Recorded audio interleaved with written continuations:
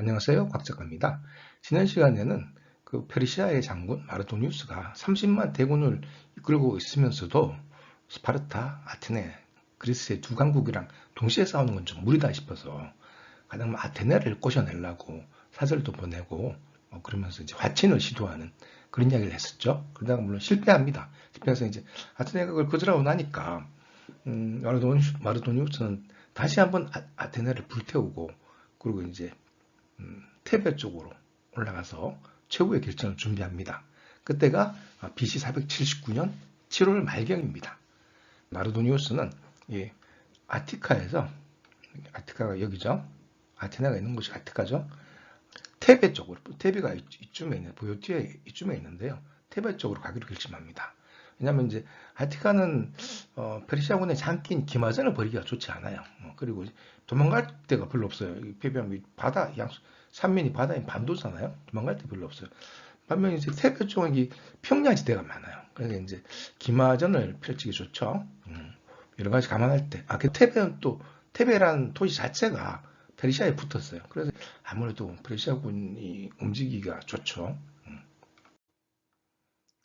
지난 시간에 스파르타도 출兵을 결정했다고 했죠. 당연히 이쪽에서 옵니다. 이쪽에서 쭉 와요. 그래서 그 아테네는 이제 여기 페르시아군이 장악하고 있었으니까 이쪽에서 이제 쭉 펠로폰네소스 군들이 다 이쪽으로 오는 거죠, 사실은. 그래서 엘레우시스라고 있습니다. 여기 조그만 마을인데요. 여기에 이제 집결을 했습니다. 이 엘레우시스라는 곳은 유명한 데메테르 신전이 있는 곳인데요. 이 신전은 고대 그리스인들이 가졌던 종교 의식이 벌어지던 곳이에요. 보통 엘레우시스의 비이라고 하는데 비이 비밀스러운 의식이죠. 이제 일반적인 올림푸스 신 숭배가 아니라 조금 더 비밀스러운 그런 의식이 벌어지던 곳이에요. 그래서 굉장히 중요한 의미가 있던 곳이죠. 여기서 양군의 진경로를 보면 조금 다른데요. 페르시아군은 이 아테네에서 출발해서 여기서 좌회전을 잠깐 합니다. 이 메가라까지 가서 메가라를 개박살내고 돌아와서 엘레오시스를 또 박살을 내요. 신전이랑 이걸 다 박살을 내고 다시 돌아와서 여기서 이제 다시 위로 올라가요. 위로 올라가서 아수포스 강을 건너고 그리고 테베를 향해서 이렇게 가요. 그리고 이제 그리스군, 그러니까 스파르타군이 주도하는 그리스군은 뒤늦게 이렇게 이쪽에서 오는 거죠. 와서 엘레우시스에서 이제 다른 그리스군과 만나서 이쪽으로 해서 이제 올라갑니다. 테베까지는 안 가고 여기 파란 부분이 키타이론 산맥이에요. 산맥 아래쪽에 이렇게 멈춥니다. 그리고 빨간 동그라미는 여기가 플라타이아예요. 페르시아군은 이쪽쯤에 이렇게 멈추고 그리스군은 이쯤에 멈추는 거죠. 여기서 잠깐 지형과 기후 이야기를 하고 싶은데요. 고대의 전쟁을 이해할 때는 이 지형과 기후가 반 이상이라고 생각해도 돼요, 사실은. 요즘에 뭐 비행기도 있고 좋은 이동 수단이 많으니까 지형에 상관없이 이제 막 이동하고 그런 게 가능하고 하지만 옛날에는 그게 그렇지가 않으니까 지형에 따라서 전투가 많이 결정이 됐어요. 그리고 기후도 중요하죠. 비가 온다거나 눈이 온다거나. 간단히 말해서 겨울에는 전쟁을 잘 안 했어요. 춥기도 하고 그리고 이제 이동도 힘들고 사실은. 그리고 특히 그리스는 겨울이 우기거든요. 겨울에 비가 많이 와요.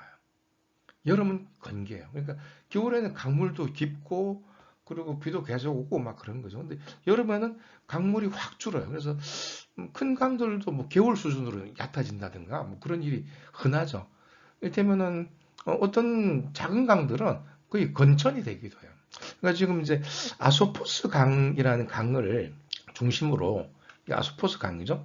아소포스 강이라는 강을 중심으로 이 페르시아군과 이 그리스군이 대치를 하게 되는데요. 이 아소포스 강도 이게 당시 한 7월 말쯤 됐으니까 건천은 아니었더라도 그렇게 깊지 않았을 때예요. 그러니까 아소포스 강을 중심으로 대치하면서 서로 공격을 할 수가 있는 거죠. 너무 깊으면 갈 수가 없잖아요. 그래서 페르시아군은 이 아스포스 강을 따라서 진지를 구축했는데 그 길이가 약 2km쯤 됐답니다. 요 페르시아군 있죠? 얘가 이제 한 2km쯤 됐답니다. 이쯤이에요.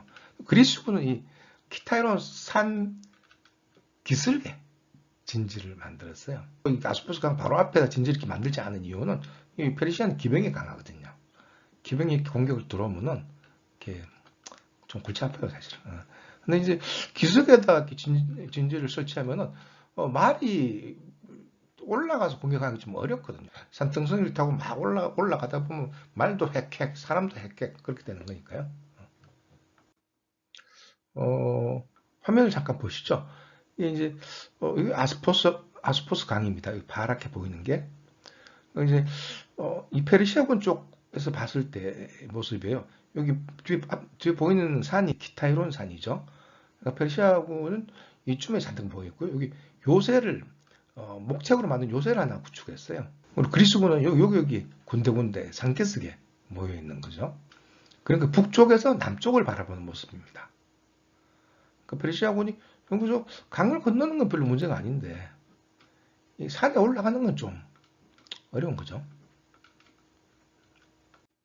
이번에는 남쪽에서 북쪽을 본 모습입니다. 그러니까 그리스군이 이 산등성이 이렇게 쭉쭉쭉 이렇게 쭉쭉쭉 이렇게 뭐 이렇게 배치되어 있는 거죠. 그리고 페르시아군이 강 건너에 있고요. 이렇게 대치를 한참 하다가 마르도니우스도 상당히 고민했어요. 이게 공격을 가고 싶은데 참 이렇게 산등성에 이제 그리스군이 있으니까 힘들다 이렇게 어떻게 하면 좋을까 고민을 했는데 그 기병대 대장이 마시스티오스라는 친구가 있었어요.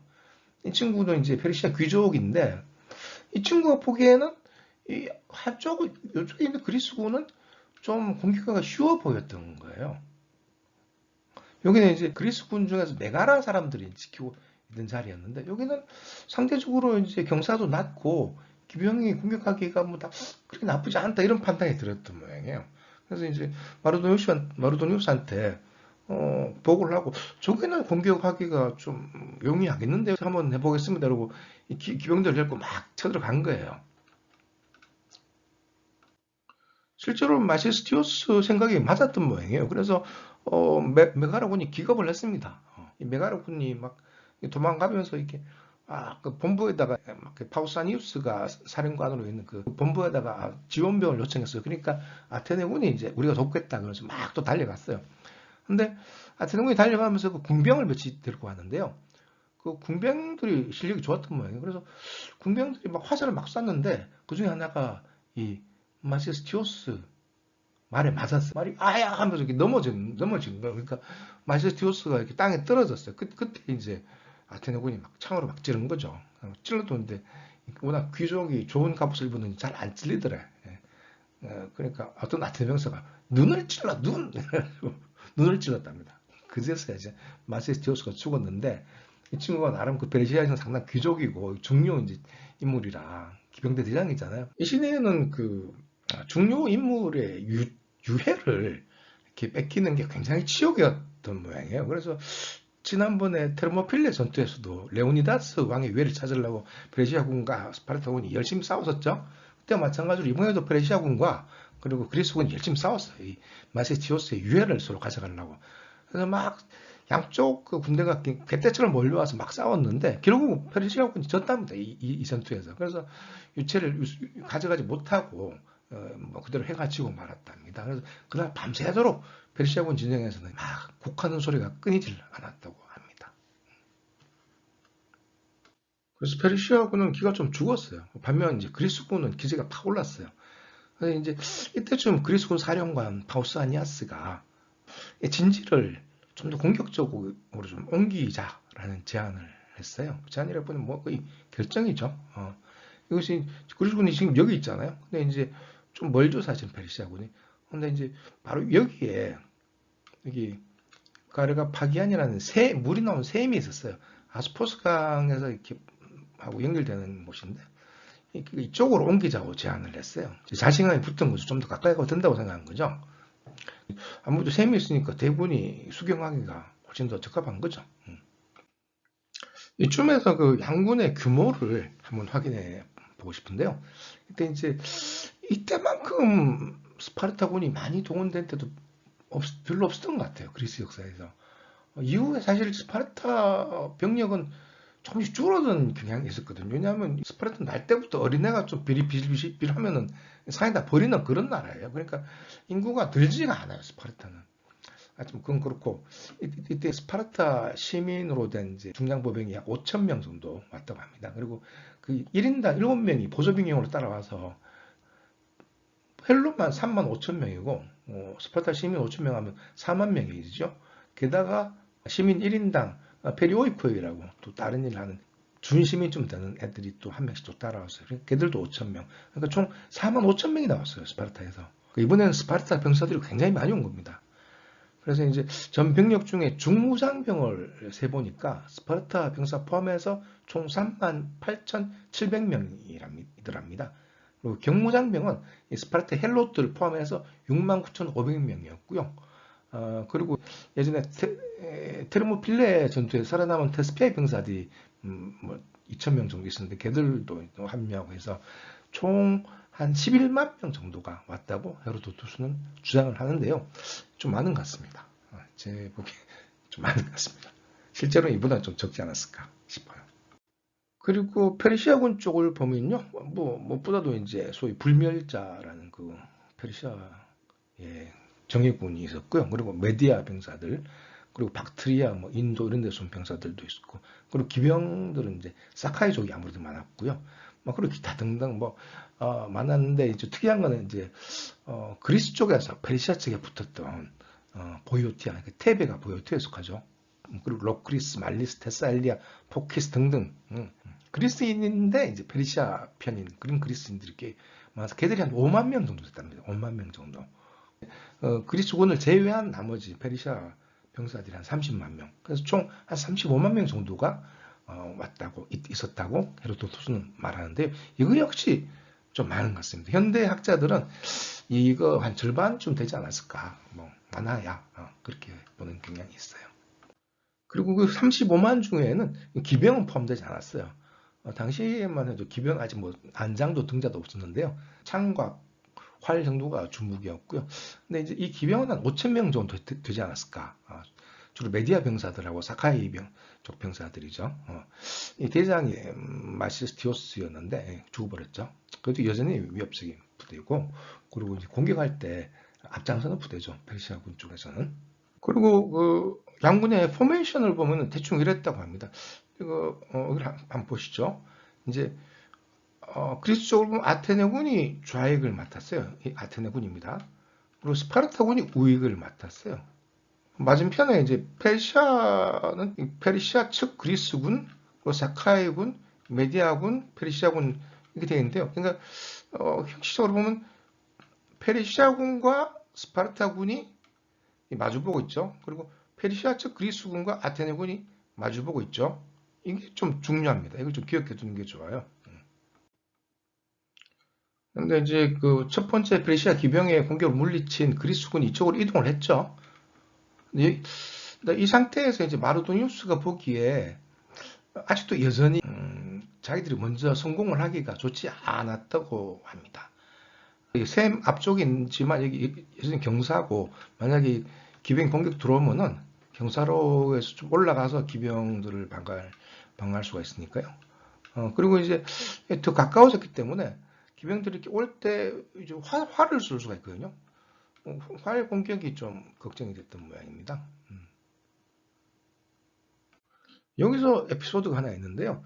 한참 고민하던 마르도니우스가 아르타바조스라는 인물을 불렀습니다. 이 페르시아 왕 크섹세스가 신임받은 신하 중 한 사람이었는데 똘똘한 친구였어요. 그래서 불러서 물어봤어요. 어쩜 좋을까? 사실 이제 공개에 들어가고 싶은데 점을 쳐봐도 그렇고 내가 형세를 봐도 그렇고 쉽지가 않다. 어떻게 하면 좋겠는가? 이렇게 물으니까 아르타바조스가 이렇게 대답을 했답니다. 제가 보건데 이거는 오래 버티는 쪽이 이기는 게임입니다. 싸우지 말고 태배성에 들어가서 버티면 됩니다. 태배성은 식량이 풍부하고 모자라면 이제 북쪽에서 이제 또 막 쟁반에서 바도 엄대고 하니까 기다리고 있으면은 반면 저 그리스 병사들은 이 굉장히 많은 여러 나라에서 온 병사들이고 이게 의견이 통일이 잘 안 되는 놈들이라서 가만히 있으면 절마들 분열될 겁니다. 만약 그래도 분열이 안 되면 우린 돈이 많으니까 뇌물을 써서 분열시키면 됩니다. 이렇게 대답을 했답니다. 이게 사실 논리적으로 맞는 말이었어요. 하지만 바르도니우스는 이게 장군이거든요. 무장이거든요. 뇌물을 써서 이렇게 어떻게 하자 이런 좀 맘에 안 들었던 모양이에요. 그러니까 바르도니우스가 자네 말도 일리는 있지만 우리 병력이 숫자도 2배나 많고 그리고 이 페르시아군이나 뭐 사카이족 이런 애들은 다 정예병들 아닌가. 근데 여기서 물러서는 거는 조금 이치에 맞지 않다. 아무튼 전투에 들어가야 되겠다. 이렇게 대답을 했답니다. 그래서 그날 밤 마르도니우스는 바로 다음날 이제 공격 들어가기로 결심을 했어요. 그런데 그 결심한 날 밤 아테네 군 진영에 좀 손님이 하나 찾아왔어요. 바로 알렉산드로스, 마케도니아의 알렉산드로스. 지난번 시간에 왕이었다고 제가 그랬는데요. 그 유명한 알렉산드로스 왕의 조상뻘 되는 왕이었던 건데 왕은 아니고 귀족이었어요. 귀족. 마케도니아의 귀족 집안의 유명한 사람이었어요. 이 알렉산드로스가 찾아온 거예요. 이제 아테네군을 지휘하던 아리스티데스가 아이고 웬일입니까? 이렇게 물어보니까 알렉산드로스가 바로 내일 아침에 페르시아군이 공격을 시작할 테니까 그러니까 총공격을 감행할 테니까 준비를 하고 계시라. 그렇게 말했답니다. 그러니까 아리스티데스가 아이고 감사합니다. 당연히 했겠죠. 그리고 이제 파우사니아스도 이제 당연히 감사합니다 했겠고 그러니까 알렉산드로스가 뭐 정말 고마우면은 나를 잊지 말아 달라고 그렇게 말을 하고 갔답니다. 그리하여 바로 다음날 아침 그 유명한 플라타이아 전투가 벌어지는데요. 그 이야기는 다음 시간에 하겠습니다. 감사합니다. 재밌게 보셨으면 구독과 좋아요 부탁드립니다.